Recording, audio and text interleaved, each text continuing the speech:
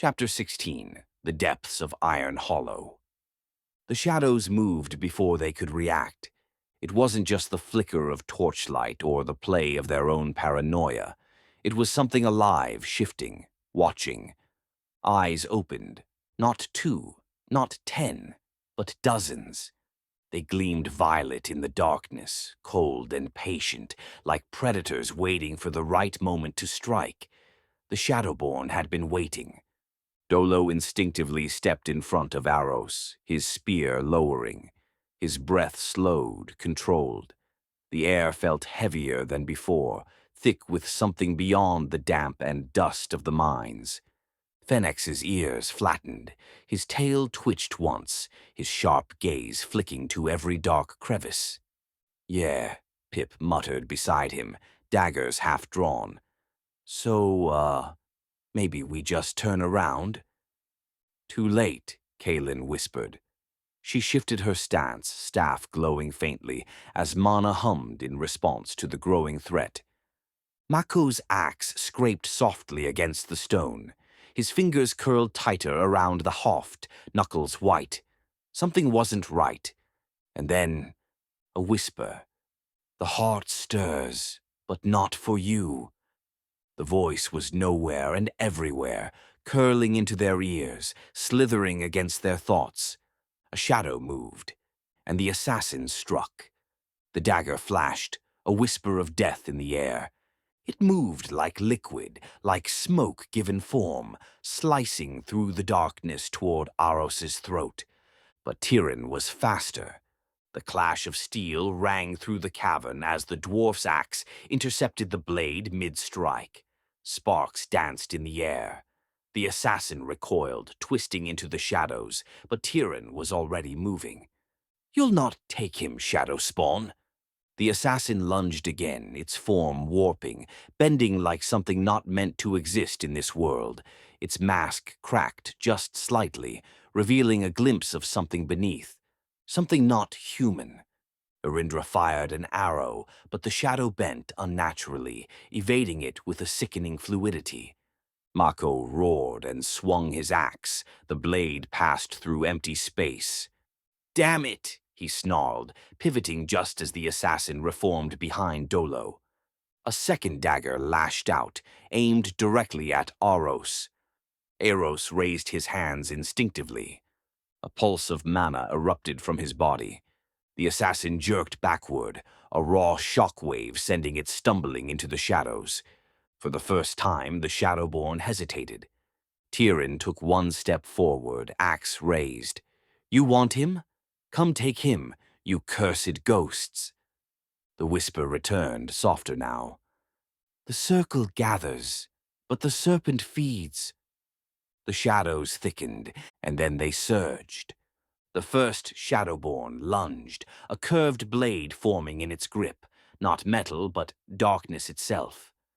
Tyrion met it with a brutal swing, shattering the weapon on impact.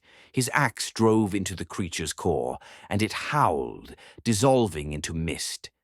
Kaelin's staff pulsed with power, the runes along its length flaring as she slammed it into the stone. A shockwave rippled outward, sending two Shadowborns stumbling. "Damn things won't die," Mako roared. "You have to break their cores," Arindra shouted. She loosed another arrow. This one pierced straight through a Shadowborn's chest, shattering its glowing core like brittle glass. The creature crumbled. Dolo darted forward, his spear spinning in a controlled arc before plunging through the mask of an oncoming Shadowborn. It convulsed, the mask fractured, and then the creature disintegrated. Pip flipped over another enemy, landing light on her feet. "Yeah, okay, not a huge fan of these guys." Fenix sliced through the mist tendrils, his movements sharp and precise. "Then fight faster." Aros stumbled backward, his heart racing. The mana within him surged. The Shadowborn leader stepped forward. It tilted its mask. "The heart remembers you, little one." Aros froze. Then it raised a hand, and a wave of dark energy surged toward him. Aros threw up his hands. Mana erupted. The two forces collided, sending a shockwave through the tunnel. Stone cracked, dust rained down, the ceiling groaned. Tyron grabbed Aros, pulling him back just as the tunnel began to collapse. "Move! Now!" Waya shouted. They ran. Mako threw his axe outward, sending boulders crashing down on the pursuing Shadowborn. They barely made it through the next tunnel before the ceiling caved in behind them. A final whisper slithered through the dust. "Run while you can, Avatar." The tunnel was gone, but Aros's troubles had only begun. Aros's vision, the serpent, and the 12. The air grew still. Aros reached out, brushing his fingers along the rough wall. His golden eyes glowed faintly. "The roots here are old," he murmured. "Older than the mines. The world tree's roots go deeper than I realized." Waya turned toward him. "The world tree doesn't reach this far south. Its roots were severed during the cataclysm." Eros's voice became distant. "Not these. These are from before the gods." The moment his hand pressed fully against the stone, the world shifted. Aros was no longer in the tunnel. He stood before an endless expanse of shimmering roots. The world tree stretched infinitely into the void, its branches adorned with stars. The roots shifted, and a vast serpent uncoiled from the dark. Its scales glimmered black, veins of crimson mana threading through its body. Its eyes were hollow voids, endless and knowing. Typhon. Aros recognized it, though the name was not his own. The serpent's tongue flickered. "The heart stirs," came the whisper. "The circle gathers, but the roots rot."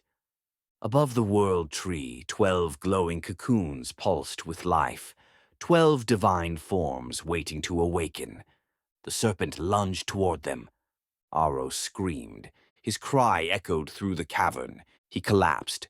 Waya rushed forward, grabbing his shoulders. For a split second, she saw it too. The serpent, the 12, the hunger. Her breath hitched, the vision shattered. Dolo knelt beside them, shaking her. "Waya, what happened?" She blinked, disoriented. "Aros, what did we see?" Eros clutched her hand. "The serpent Typhon," he whispered. "It's searching for a way to corrupt the heart." The firelight flickered. From the shadows, Mako and Fenix exchanged a glance. The shadows whispered again. "The heart will open for us."